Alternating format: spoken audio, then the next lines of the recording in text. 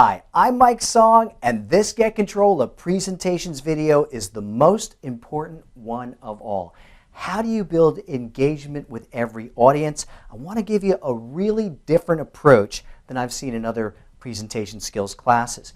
You see, I was a rock and roll lead singer for about 15 years, warming up for bands like Bon Jovi and the Ramones. And what I learned was you can get an audience 10 times more engaged by using what musicians call call and response. It happened on one night. We were doing our own version of a song called The Lion Sleeps Tonight, a kind of modern version of that song. And I decided to just interact with the crowd. I said, hey, everybody, repeat after me. A-O-A. And everybody sang A-O-A. And I was like, this is going well. And I kept it going. A-O-O, A-O-O. And soon, the whole place is chanting this song with me, and people just went crazy. And what I realized was that call and response is the way that you can make any event, any training presentation, any presentation you're doing, anything at all, 10 times better. So I'm going to share 10 call and response tips with you right now. First, I got to get rid of this guitar. Whoa! I guess I got rid of the guitar. 1, when you come up, always try to do a recognition clap. Hey, you know what? Janet did this amazing job with setting up this presentation. The venue's great. The food was fantastic. Let's give her a big round of applause. Boom, boom, boom. What have you done by doing that? You've set the tone that you're a call and respond type presenter, right?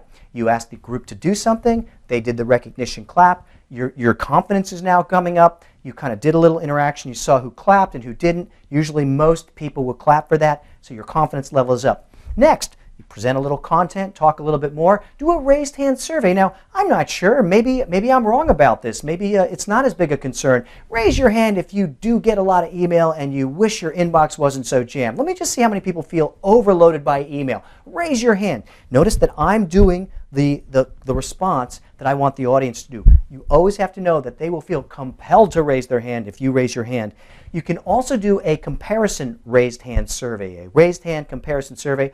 How many people here feel that emails are their biggest pain point? And how many people here feel that meetings are their biggest productivity pain point? So you can do a comparison, get some great information from that group, but most importantly, you're calling, they're responding, you're creating that powerful feedback loop.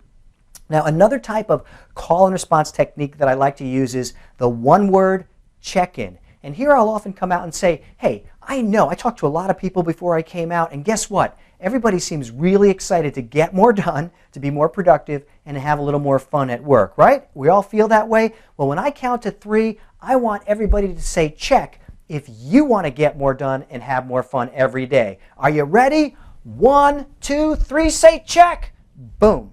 And you'll get that whole group to say check. And of course, if I'm presenting to a smaller group of people, I'll do that a little more low-key, but it works so well. So that's the one-word check-in. The next call and response technique that I love to use is called the family feud. So if you're showing some data in a PowerPoint presentation, try to find your most compelling presentation point. And remember, I recommend that you roll your bullet points in using the fly-in animation that's found on all presentation programs, right? So maybe you've got a stat. Let's just say it's that 87% of all professionals feel that their colleagues overuse reply to all. And that's the actual stat. Well, what I'll do is I'll say, I want you to guess the answer to this question. What percentage of professionals feel their colleagues overuse reply to all? Hey, and I'll give away a free imaginary iPad 17 for whoever gets that right. And then you start to solicit these responses from people. When I'm doing a webinar or a small meeting room, do the same exact thing. Just type into the question box or the chat box what you think your best guess is. Is it 50%, 25%, 100%? You can throw out a few percentages so they get the idea. And all of a sudden, people start yelling stuff out. They're competing. Everybody wants to guess the answer to this question and win the free imaginary iPad or Surface tablet. Well, guess what? Then you turn to your PowerPoint slide, or you advance the slide. You say, well, here's the answer. We're going to find out the winner now. The survey says, and that's just like it is on that great game show, The Family Feud, that's been on for 40, 50 years. Survey says it's 87%. Then look out at the audience. You will see an entire group of people staring as intently as you've ever seen them at your data point that you wanted them to remember. So play that Family Feud game. It works great. Another thing that I'll do is I'll say, hey, when you see something new and useful, say wow, or sometimes I'll say type a Z into the chat box for, hey, that's going to help me zip through work and get more stuff done faster. So type a Z. And I do that very intentionally, a very single syllable word, wow, or one letter that you type in the chat box to make it as easy as possible to get people interacting. And boy, does that work great. There's a million different things, by the way, that you can do with that webinar chat call. You could say, type a Y if you were able to actually do this tip that I showed you. I want to see how many people actually did it. You could say, type a Z if that's going to help you zip faster through work each day. Maybe just type in one thing that bugs you about email, and all of a sudden you start to notice you're getting a lot of responses in that chat question box, and everybody's interacting. You can have a lot of fun with it. Another tip that I have for you is just to have everybody stand up in a presentation after, say, 25 minutes and do a 30-second stretch. Let's just stretch out real quickly. Just want to take a break, and then we'll all get refocused. Great call and response, right? Everybody stands up, they stretch out, they laugh a little, they talk, sit back down. Now they're focused again. I also do a complete the phrase. If there's something I really want people to remember, like when you send less email, you get less email. So one of the things that people ask me to come in and talk to their people about is, how can we ramp down all the email moving through the organization so we can focus on what matters most? So sending less email, the benefit is you get less email because people don't respond as much to all the email that you send. So I'll say, hey, when you send less email, you get less email. Does everybody agree? Okay. So if at any time in this presentation I say, when you send less email, every person in this room says, you get less email. And then you practice it. All right, everybody, when you send less email, you get less email. Now, let's say they're kind of lame and they don't respond back. It happens, Guess what? It's actually an opportunity to make you look even better and to get them even more engaged. What you do is you say, oh, come on, you guys are like the best safety, sales, marketing team, engineering team, research team. Boy, I presented to all of them, leadership team in the world.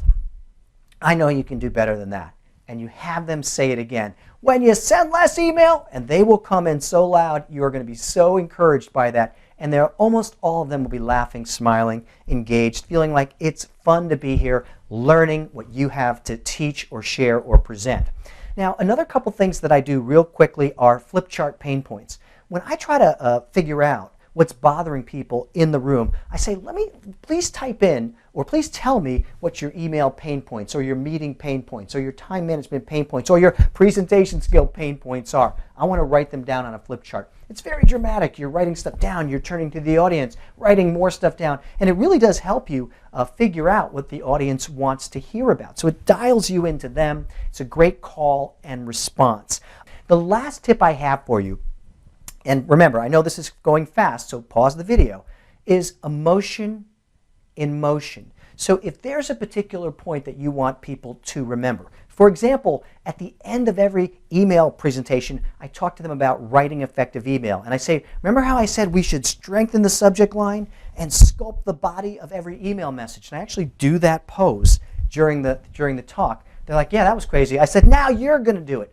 Everybody stands up and I say, this is our last thing that we're going to do together, so let's really lean into this. When I count to 3, everybody say, strengthen the subject and sculpt the body and do that motion, or we have to do it again. And you'll hear some people groaning, but you will look out at a sea of smiles as you lead them through this. 1, 2, 3, strengthen the subject, sculpt the body, and then I'll say, give yourselves a big round of applause. You were great, great participants today. And guess what? They clap, they're standing up, they're clapping, and here's what I want to share with you, my last point. I've done this now for 15 years, incorporated this in, and I've done one thing that I don't know if anybody else has done. I've compared my scores for when I end on a strong call and response versus when I don't.